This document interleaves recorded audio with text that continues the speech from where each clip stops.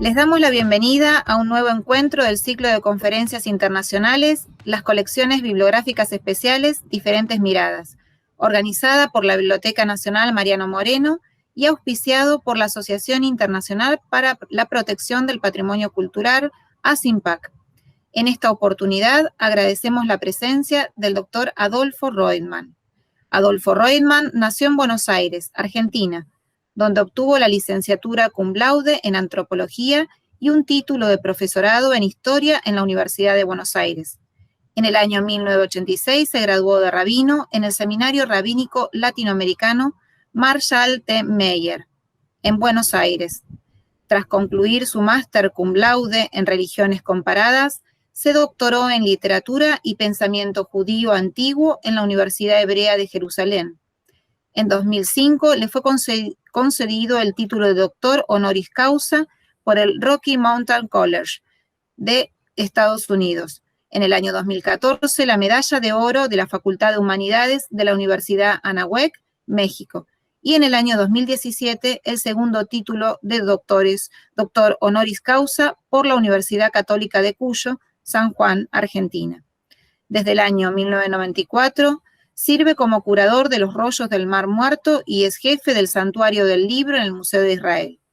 Ha participado en congresos y simposios internacionales de prestigio, como así también ha sido profesor visitante en numerosas instituciones académicas de Europa, Canadá, Estados Unidos y América Latina, como ser Trinity Western University, Vancouver, Universidad de Nueva York, Estados Unidos, Universidad Complutense de Madrid, el Colegio de México, Universidad de Anáhuac, México, Universidad Hebraica, México, Universidad Presbiteriana Mackenzie San Pablo, Universidad Católica de Santiago de Chile, entre otras.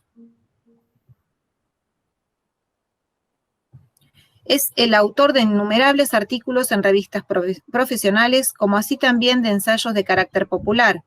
Entre sus libros publicados caben destacar A Day of Qumran, Sectarios de Qumran, Biblia, Exégesis y Religión, una lectura crítico-histórica del judaísmo, Del tabernáculo al templo, sobre el espacio sagrado en el judaísmo antiguo y los judíos en la antigüedad. La exposición de hoy se titula Preservación del patrimonio documental desde un enfoque de gestión de riesgo, el caso del Santuario del Libro en Jerusalén. La conferencia que van a ver ahora fue grabada con anterioridad para asegurar su correcta reproducción. Durante el desarrollo de la exposición, el autor estará respondiendo consultas y comentarios por el chat. Muchas gracias. En primer término, quiero agradecer a los organizadores de este ciclo de conferencias internacionales por haberme invitado a participar con una ponencia y especialmente a la señora Analía Fernández Rojo por haberme ofrecido precisamente compartir mi experiencia y algo de mis conocimientos sobre el tema en todo lo referente a la gestión de una colección del significado, la importancia a nivel mundial que tienen los rollos del Mar Muerto. En la primera parte de mi exposición quiero específicamente relatar sobre el origen de la colección, titulándolo esta parte Desde Qumran a Jerusalén. Primero quiero ubicarlos en una de las zonas geográficas tan importantes para la historia de la humanidad como es el desierto de Judea, y específicamente el lugar que va a ser hoy el tema de mi presentación, el lugar llamado Qumran. Qumran se encuentra ubicado a unos 40 kilómetros de la ciudad de Jerusalén, en la costa noroccidental del Mar Muerto. Y entre los años 1947 y 1956 se hallaron en 11 cuevas próximas a ese lugar Qumrán aproximadamente unos 25.000 fragmentos de manuscritos que cuando fueron reconstruidos, el resultado fue unos 1.000 manuscritos, la mayoría escritos en hebreo y una minoría en arameo y griego. La enorme mayoría de los materiales escritos en pergamino, en cuero de animal antiguo y aproximadamente un 20% en papiro. Pero la presentación mía de hoy específicamente va a tratar sobre los primeros 7 manuscritos hallados en la cueva número 1.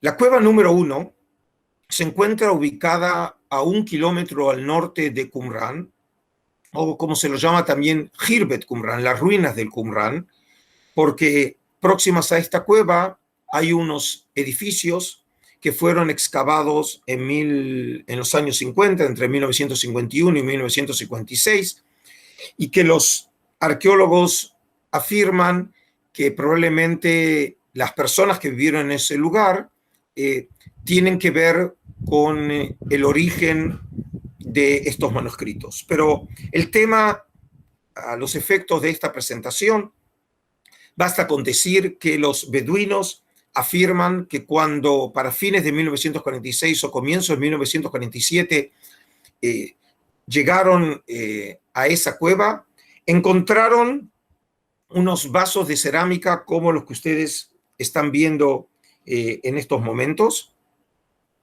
Y ellos específicamente afirman que encontraron unos 10 vasos, unos 8 que estaban vacíos, uno que estaba con un contenido que afirman que parecía tierra, y finalmente dicen que los primeros 3 manuscritos los hallaron en uno de esos vasos y luego encontraron otros 4 más. Es decir, finalmente estamos hablando que los beduinos hallaron 7 manuscritos, y estos manuscritos, según afirman los beduinos, por lo menos los primeros 3, los hallaron en uno de esos vasos. Los investigadores consideran que precisamente es en este vaso de medianas dimensiones, es donde probablemente ellos hallaron los primeros manuscritos. Ahora, esta práctica de encontrar manuscritos dentro de cerámica revela realmente una conciencia que ya los antiguos tenían en todo lo que tiene que ver con la preservación de los documentos, que tiene mucho que ver con el tema que a nosotros nos interesa en esta serie de conferencias. Por ejemplo, una muestra de cómo ya los antiguos, en el antiguo Israel, sabían que los documentos colocados en cerámica era una buena manera de preservarlos. Aparece testimoniado en este pasaje del libro de Jeremías, uno de los libros de la Biblia hebrea. Específicamente el profeta Jeremías vivió a finales del siglo VII y comienzo del siglo VI antes de nuestra era, y en el capítulo 32 se habla de un documento de compra, y específicamente el texto dice así: con ellos como testigos le ordené a Baruch. Baruch es el secretario, el ayudante del profeta Jeremías. Así dice el Señor Todopoderoso, el Dios de Israel: toma la copia sellada y la copia abierta de esta escritura y guárdalas en una vasija de barro para que se conserven mucho tiempo. Es decir, el texto claramente afirma que la práctica de colocar documentos en vasos, en vasijas de barro, era una práctica ya conocida en el mundo antiguo, y por lo tanto es de suponer que la versión de los beduinos es cierta, que los primeros manuscritos los hallaron en vasijas de barro, en vasijas de cerámica, a pesar, y aquí ya puedo adelantar, que nunca los arqueólogos encontraron documentos en vasijas. La versión nosotros la conocemos solamente de los beduinos. De alguna manera, una confirmación indirecta que esta práctica era una práctica conocida y muy difundida en el mundo antiguo, lo tenemos de una manera indirecta en otro hallazgo muy importante, sucedido 2 años antes del descubrimiento de los rollos del Mar Muerto, pero en este caso en Egipto, en un lugar llamado Nag Hammadi, en el año 1945, es decir, precisamente 2 años antes del hallazgo por parte de los beduinos de los rollos del Mar Muerto, en una historia que recuerda mucho también el descubrimiento de los rollos, falajes que estaban trabajando en la zona encontraron manuscritos, en este caso no rollos, sino códices, es decir, manuscritos en forma de libro, en este caso documentos que tienen que ver con el cristianismo, específicamente con el gnosticismo cristiano. Son documentos escritos en copto y griego, y según ellos afirman, también estos manuscritos ellos los hallaron en una vasija de cerámica, como ven ustedes aquí en la imagen.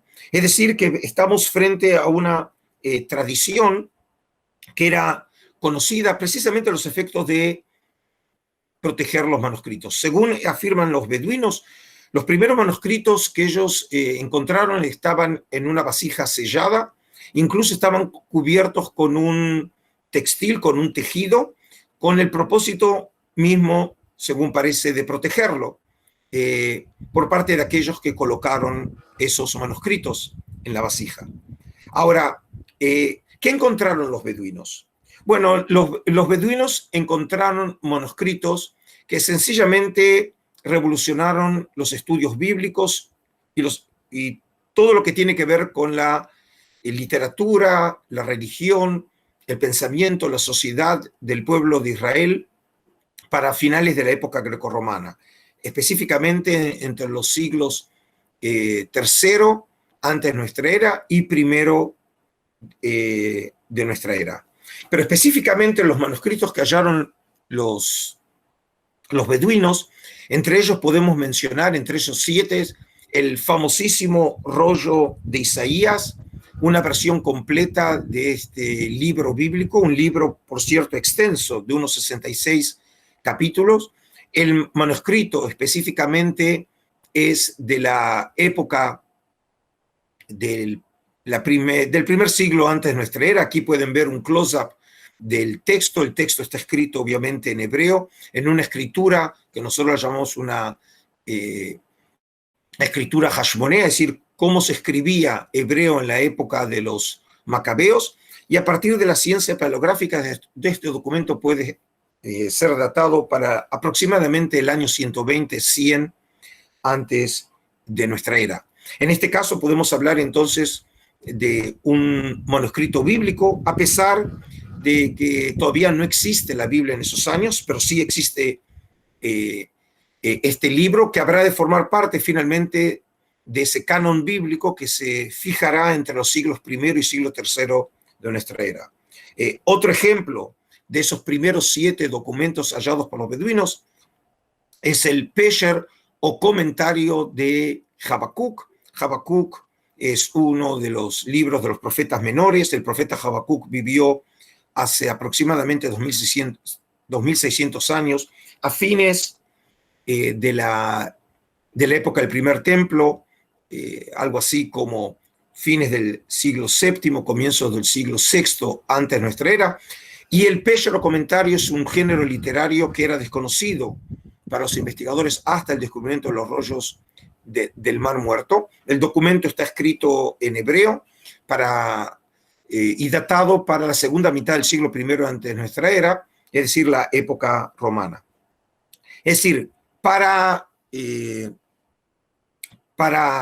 resumir, los beduinos hallaron en esa cueva estos primeros 7 manuscritos que por rara casualidad estaban muy bien preservados, relativamente muy bien preservados después de 2000 años, y que realmente representaron una verdadera revolución en el conocimiento humano. Los documentos entonces fueron el rollo de Isaías, manuscrito A, como dije, una versión completa, el rollo de Isaías, manuscrito B, que es un rollo con secciones del libro de Isaías, es decir, principalmente la última parte del libro de Isaías.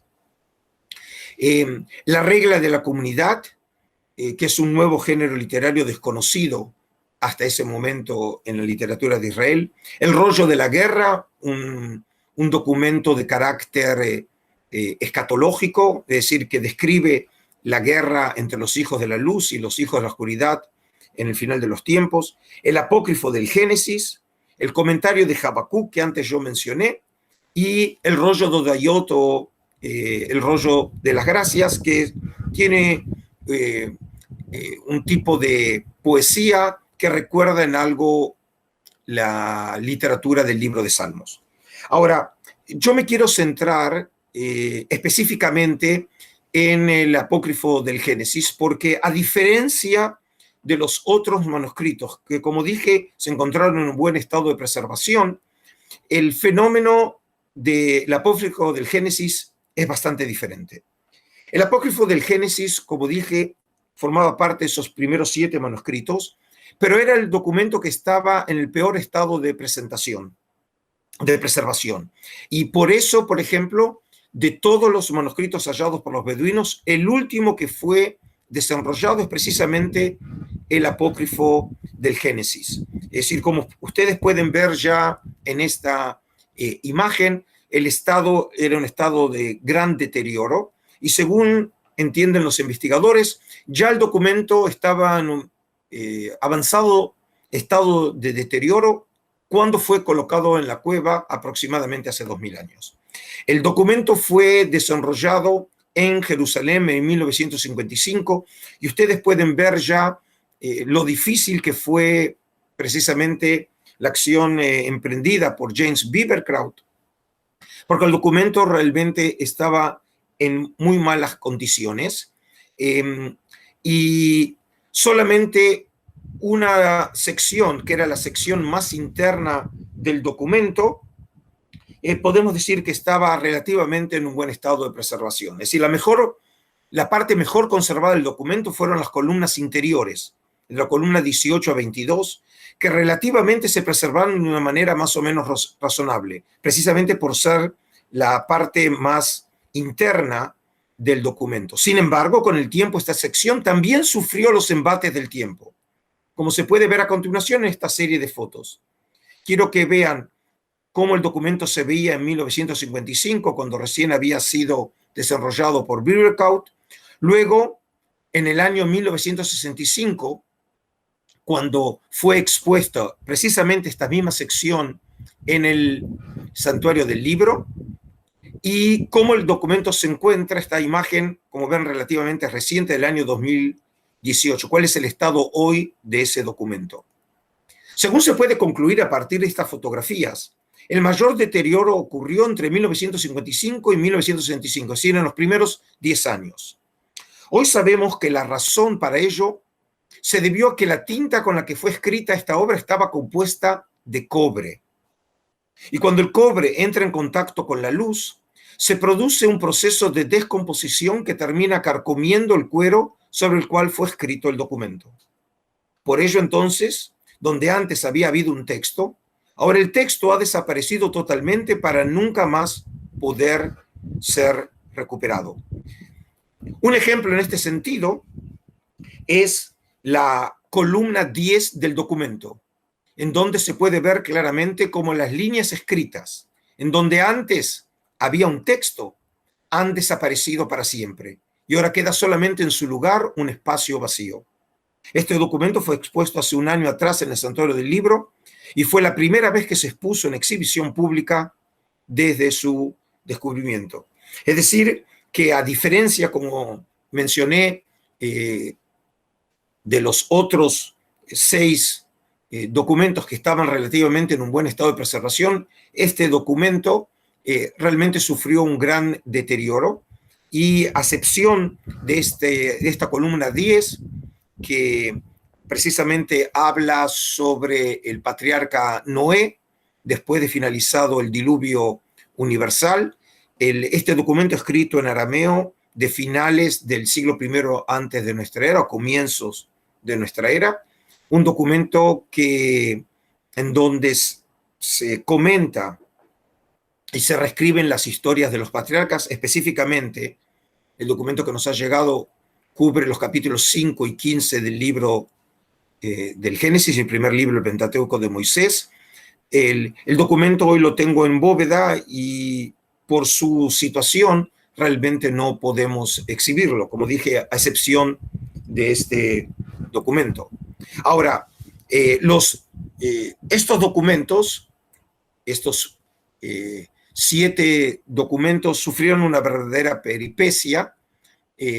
Los primeros tres documentos fueron comprados por un profesor de la Universidad Hebrea de Jerusalén en 1948.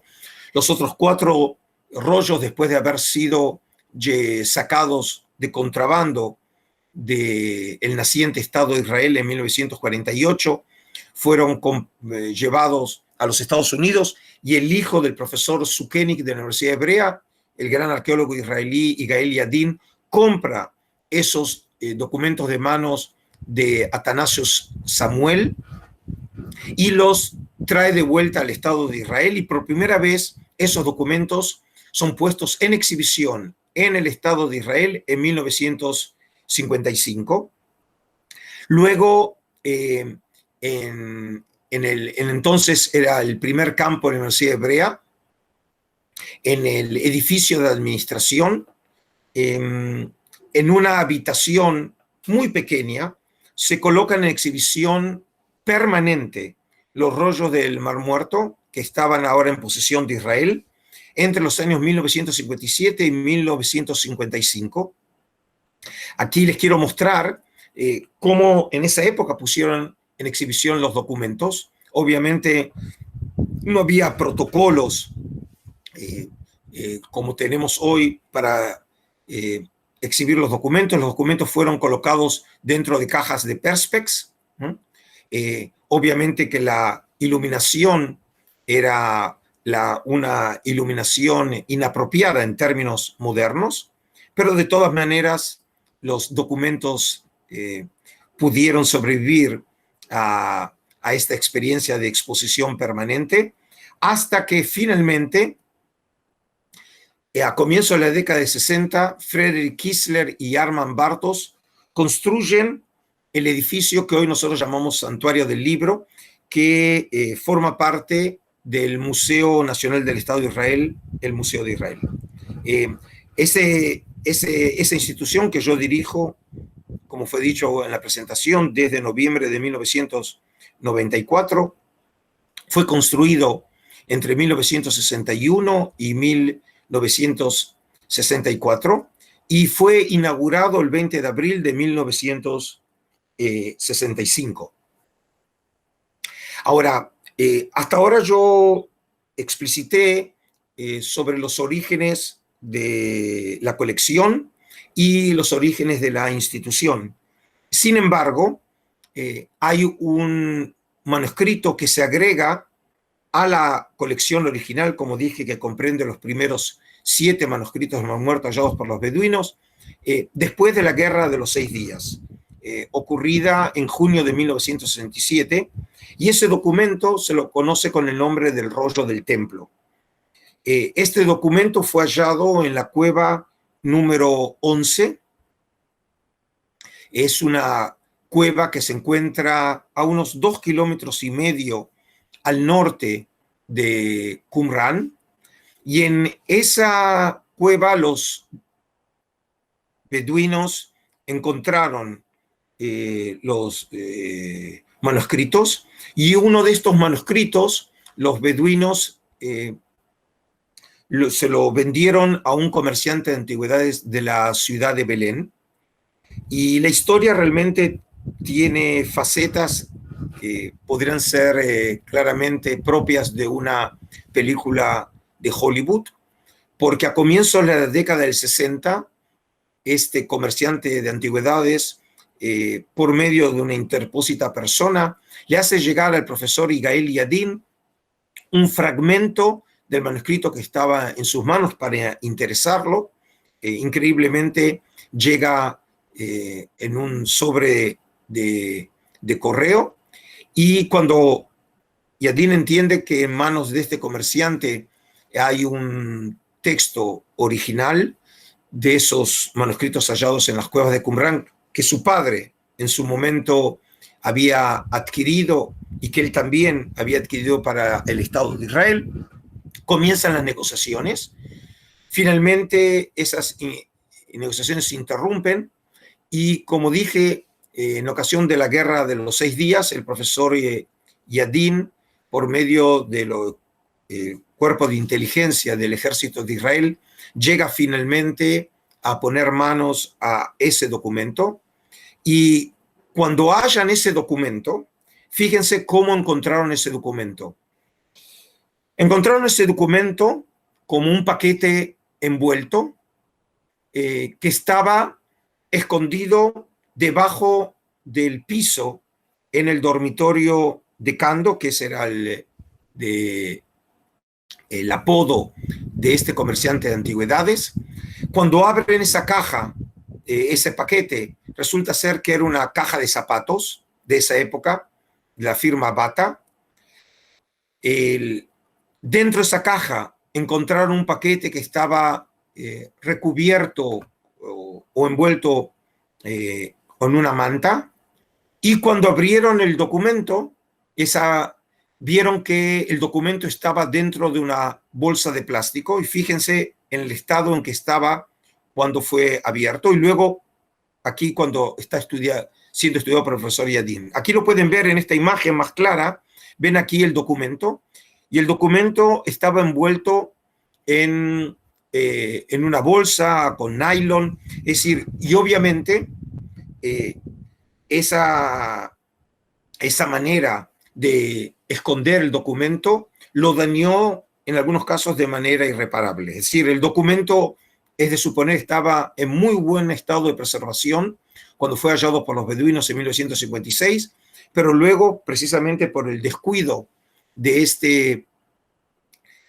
comerciante de antigüedades, el documento fue muy dañado. Aquí pueden ver 2 imágenes. La imagen superior es una de las secciones internas del documento. El documento tiene, como hoy lo conocemos, unos 8 metros de extensión, y es el documento más extenso de todos los rollos Mar Muerto hallados, pero probablemente originalmente debe haber tenido como unos 9 metros. El documento está escrito en una escritura hebrea muy bonita, lo que llamamos escritura herodiana, pero probablemente este documento es solo una copia antigua de un documento original que nosotros no tenemos, probablemente de finales del siglo II antes de nuestra era.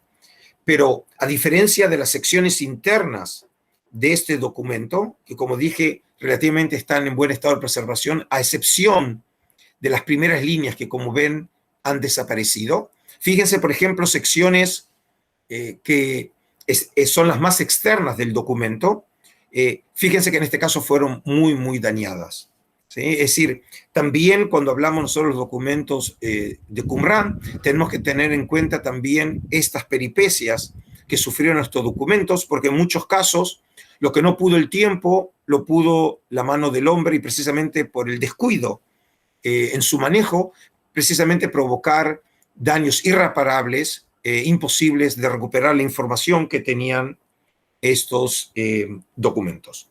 Entonces, hasta ahora lo que traté es de ubicarlos en esta primera media hora de presentación aproximadamente sobre el origen de la colección, sobre el edificio y sobre la historia de este proceso que, como dije, tiene mucho de una historia cinematográfica, desde el momento que fueron descubiertos los primeros manuscritos por los beduinos en Qumrán, allá en los años 40, hasta que finalmente llegaron al santuario del libro en 1965. En la segunda parte, quiero ahora específicamente centrarme en dos temas, y lo que quiero explorar con ustedes es la manera en que se articulan estos dos temas en el Santuario del Libro, con todos los desafíos y con todas las problemáticas que eso conlleva. Por un lado, quiero hacer referencia a la arquitectura del Santuario del Libro, un edificio emblemático de la arquitectura israelí a nivel mundial y uno de los edificios más renombrados en cuanto a su carácter específicamente artístico, que fueron construidos en la segunda mitad del siglo XX. Y de qué manera, frente a esta arquitectura tan particular, cómo nosotros articulamos la conservación de los documentos y qué tipos de estrategias hemos desarrollado en el Santuario del Libro a los efectos de preservar estos documentos tan preciados para la humanidad. El Santuario del Libro, como dije, tiene una arquitectura muy particular. Cuando los visitantes llegan al santuario, se encuentran con esa cúpula blanca y la pared negra, y esta antinomia que representan en cuanto a sus colores, el blanco y el negro, y en cuanto a sus formas geométricas, es decir, la línea recta y la línea curva. Precisamente estos dos arquitectos, Bartos y Kistler, trataron de reflejar, expresar, simbolizar por medio de las formas geométricas, de los materiales y de los colores, uno de los temas más importantes en el pensamiento religioso de los rollos del Mar Muerto. Estos rollos hablan de una guerra cósmica entre el bien y el mal, entre la luz y la oscuridad, entre las fuerzas divinas y las fuerzas diabólicas, y precisamente entonces trataron de expresar esta tensión religiosa, cósmica, por medio de la arquitectura. Y entonces, una vez que los visitantes descienden y se dirigen a la entrada del Santuario del Libro, cuando uno está por entrar al santuario, entiende que no es un museo tradicional. El mismo nombre, Santuario del Libro, parece indicar o de alguna manera señalar la característica de este edificio. No es simplemente un museo. Podemos decir que en realidad los arquitectos construyeron un santuario, un templo. Y por eso, al igual que templos antiguos estaban divididos generalmente en el oriente con 3 salas, en una división tripartita del espacio, de la misma manera también cuando se entra en el Santuario del Libro, se entra a una primera sala. Esta sala, por cierto, fue, como el resto del santuario, fue en algo modificada entre los años 2003 y 2004, pero de todas maneras guarda y preserva ese lenguaje original de los arquitectos. Esta primera sala sería el proemio, es la sala que prepara al visitante antes de entrar al santuario mismo. Y en este lugar es donde nosotros explicamos a los visitantes la naturaleza del descubrimiento, pero todavía no hay artefactos.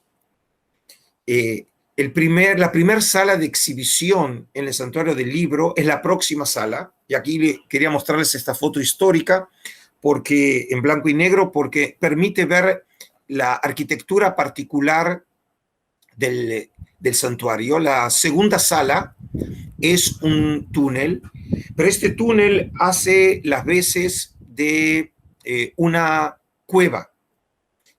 Les vuelvo a recordar que todos los manuscritos de los muertos fueron hallados en cuevas, y cuando el Santuario del Libro fue inaugurado en 1965, el área de Qumran todavía estaba controlado por Jordania, que era un resultado de la guerra de independencia desde 1949, y por ello los arquitectos quisieron crear en el visitante la experiencia de visitar una cueva de Qumrán por medio de la arquitectura virtual. Y ustedes entonces pueden ver que en este túnel hay vitrinas, y en esas vitrinas hoy nosotros tenemos en exhibición solamente objetos arqueológicos, pero no tenemos textos. Y eso se debe a que el sistema de refrigeración y de aire acondicionado en el Santuario del Libro no llega aquí a este pasillo. Es decir, cuando fue diseñado ese sistema, el sistema de aire acondicionado solamente afecta la sala central, que es la tercera sala. Por eso, en este caso, nosotros solamente tenemos artefactos que tienen que ver con la arqueología de Qumrán, sean artefactos de cerámica o de piedra o de cuero, pero no tenemos nosotros manuscritos. Y finalmente, entonces, cuando uno recorre esta sala, que por cierto es la experiencia, podría llamarla de alguna manera una experiencia mágica, finalmente llega a la última sala. Y esta sala sería equivalente en los templos antiguos al Sancto Sanctorum, es decir, el lugar en donde en el templo de Salomón estaba el arca de la alianza con las tablas de la ley. Es el espacio en donde se encuentra el mayor tesoro cultural, espiritual del pueblo de Israel a nivel mundial, que son precisamente los famosísimos rollos del Mar Muerto, y los originales están aquí en exhibición en esta sala. Ahora quiero, que ya los ubiqué ahora en la arquitectura interior del santuario, quiero específicamente centrarme en algunos temas de cómo la arquitectura en algunos casos puede ser un factor bastante problemático para el trabajo de los conservadores y de los curadores. Por ejemplo, quiero mostrarles lo siguiente.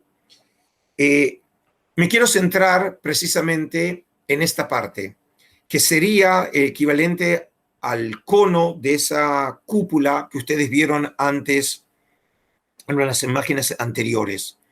El Santuario del Libro, como dije, fue construido a comienzos de la década del 60. Para ese tiempo todavía no había un curador en el santuario. El primer curador del Santuario del Libro, el señor Maguen Broshi, que precisamente acaba de fallecer hace una semana atrás, entra en cargo y toma posesión de su cargo el 1 de enero de 1964, es decir, cuando el edificio en realidad ya está terminado. Y esto digo porque cuando los arquitectos construyen el edificio sin el apoyo o el consejo o las directivas de un curador o de asistentes o expertos de laboratorio, en este caso, por ejemplo, fíjense lo que sucedió. La idea original en el Santuario del Libro es que hubiera un orificio en el techo.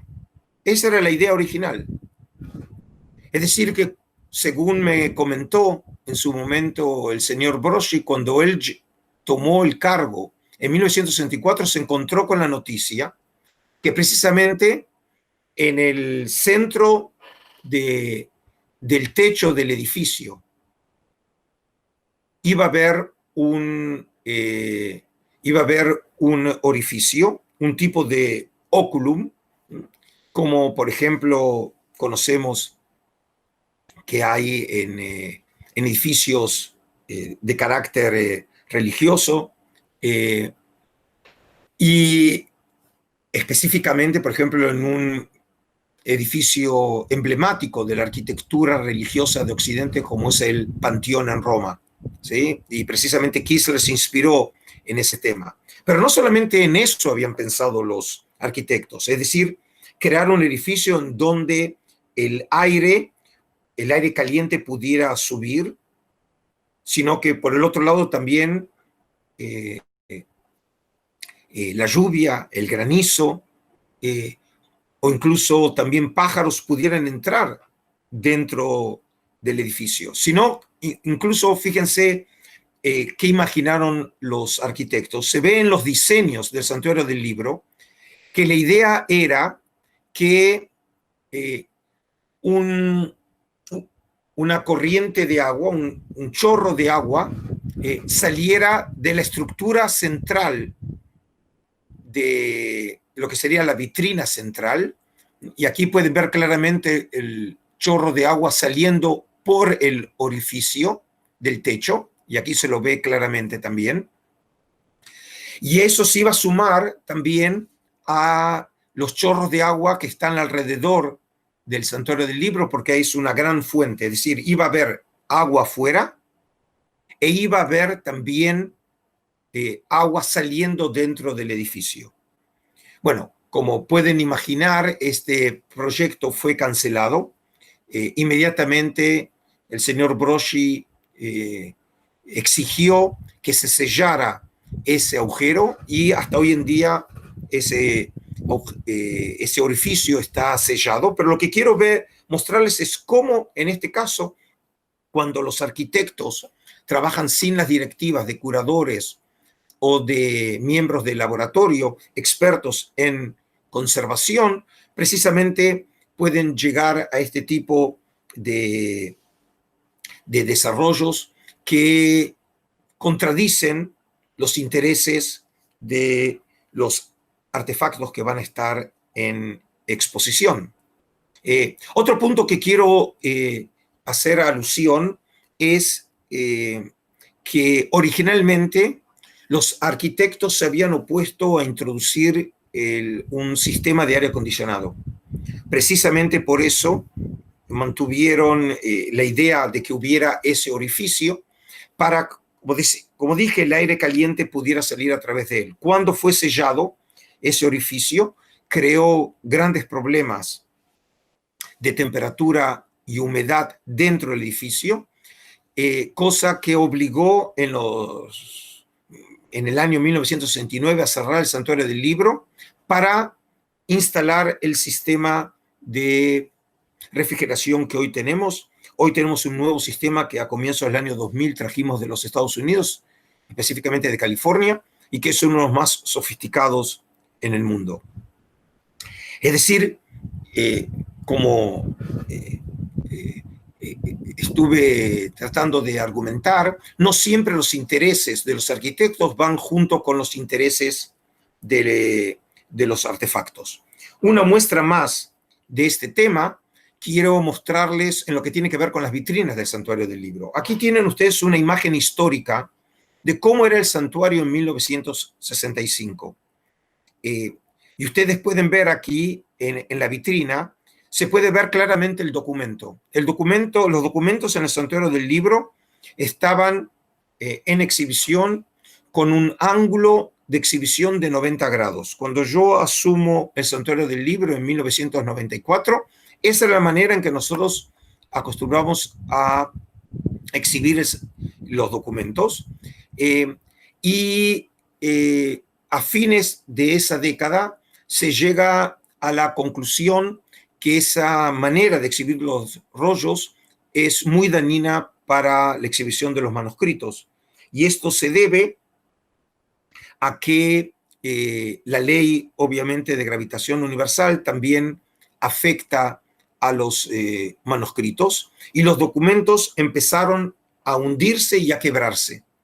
Y entonces, por ejemplo, se decide que los documentos ahora tienen que ser colocados, exhibidos, con un ángulo que no supere los 15 grados. Eso significa que nosotros teníamos ahora que colocarlos de una manera que las vitrinas que habían sido construidas en la década del 60 no lo permitían. Y por eso, en el año 1997, nosotros ya llevamos a cabo un proyecto piloto que, como ven, la intención precisamente era exhibir los manuscritos de una manera totalmente diferente a la manera en que había sido diseñado en los años 60, como consecuencia de las conclusiones a las que habían llegado los expertos.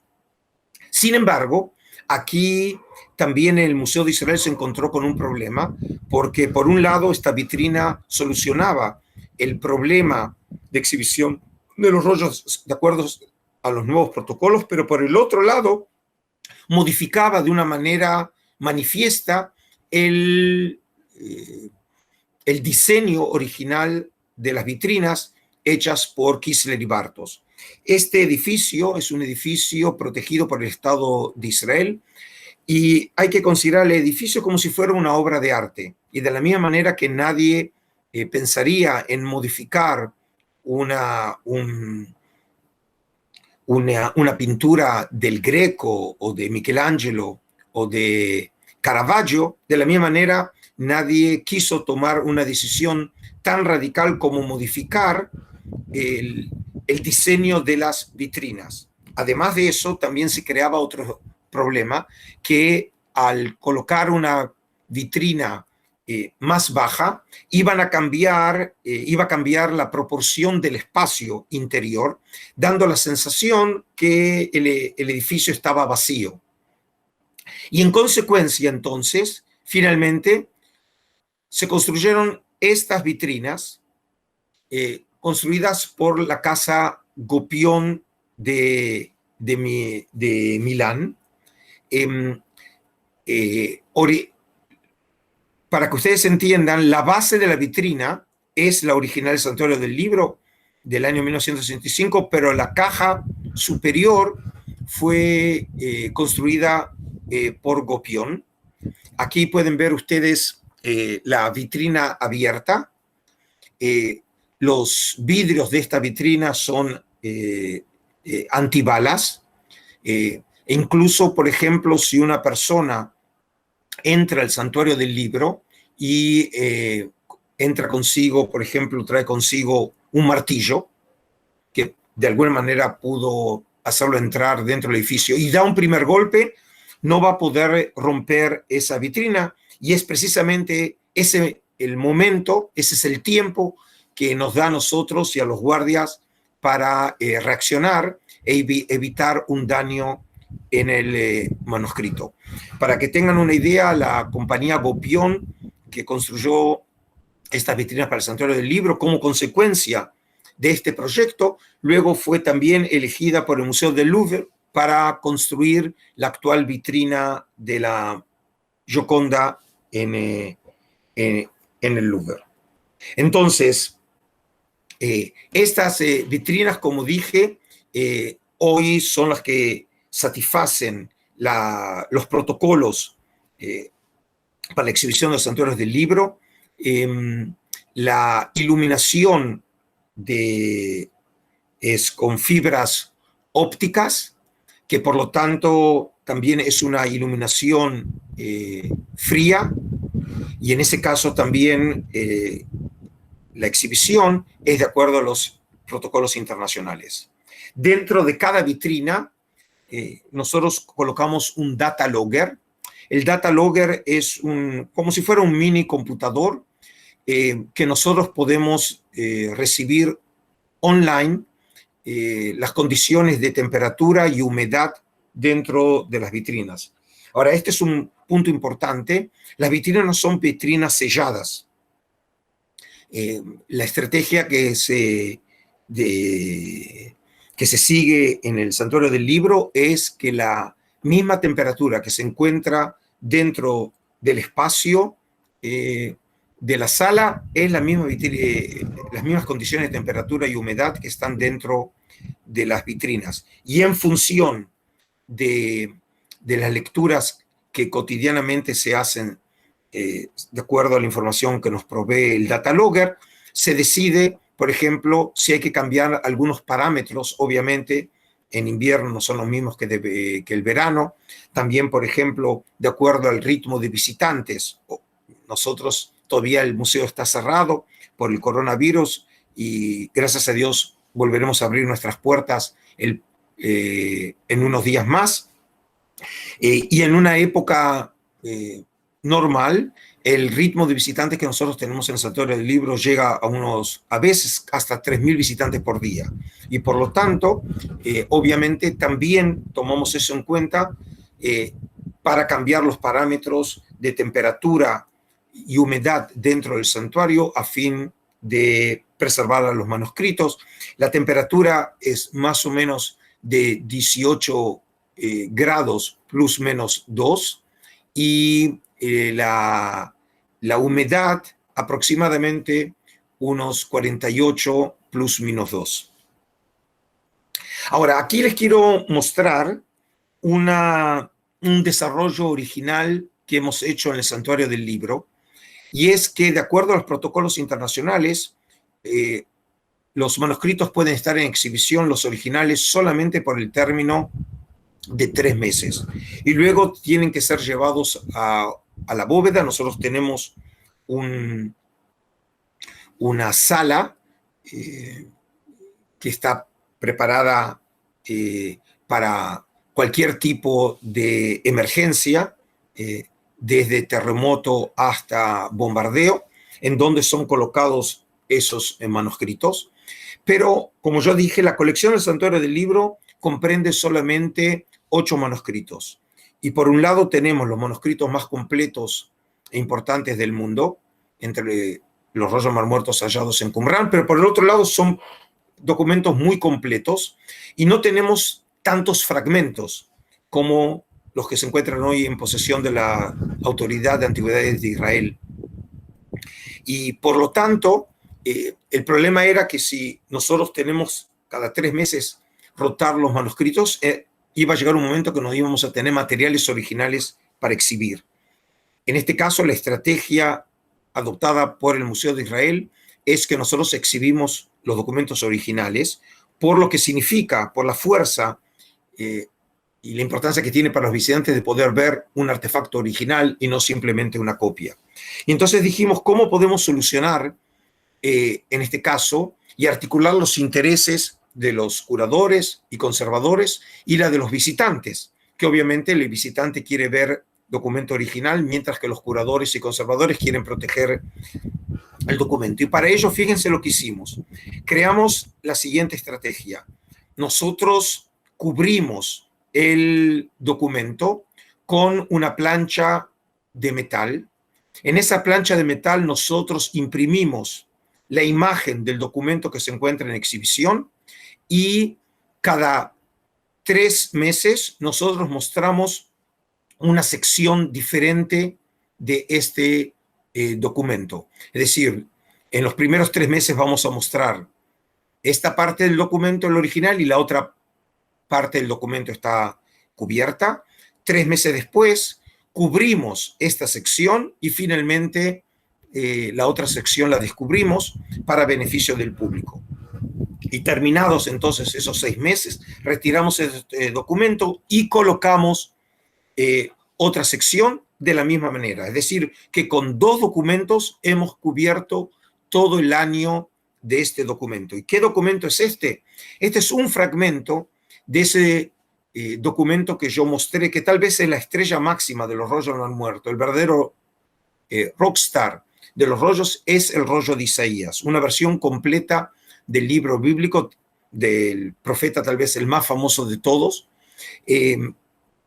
Y lo significativo es que es el único rollo del Mar Muerto, de lo que llaman los rollos bíblicos, completo hallado en Qumrán. Es decir, de los aproximadamente 200 copias halladas de los manuscritos bíblicos de Qumrán, es el único completo. Y por eso vienen de todo el mundo a ver el original. Podemos decir que el rollo de Isaías es la Mona Lisa del pueblo de Israel.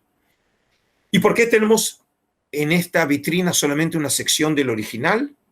Porque en en 1965, cuando se construye el Santuario del Libro, la idea original era construir y instalar en el centro una vitrina en donde se colocaría la estrella máxima, que es el rollo de Isaías, y cuando el público entraba, subía como si fuera manera de peregrinación para ver el rollo original.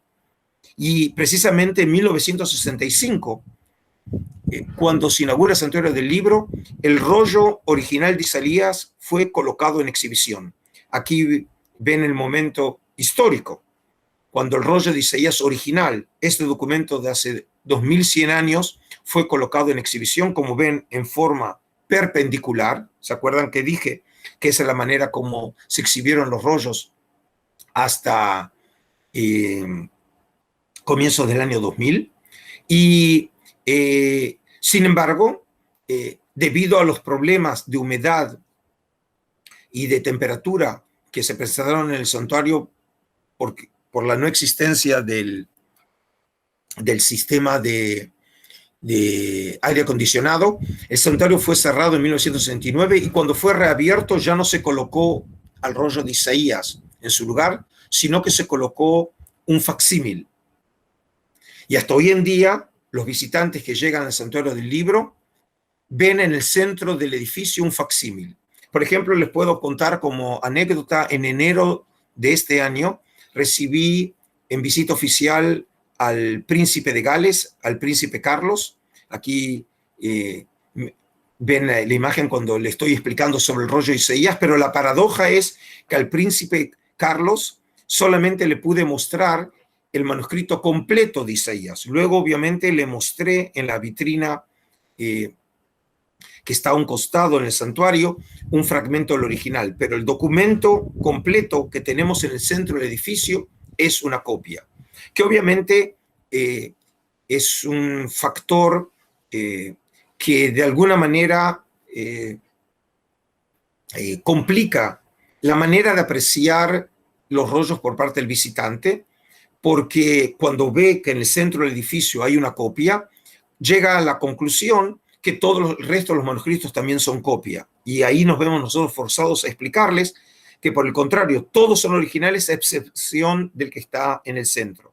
Y entonces aquí les quiero mostrar, creo que es tal vez el mejor de los ejemplos, de qué manera hay una tensión constante entre los intereses del público y intereses de los curadores y conservadores, o los intereses de los arquitectos y los intereses de los profesionales, cuando cada uno de ellos tiene que considerar qué es lo más importante. Y lo más importante son los rollos. En última instancia, el Santuario del Libro fue construido para los rollos del Mar Muerto.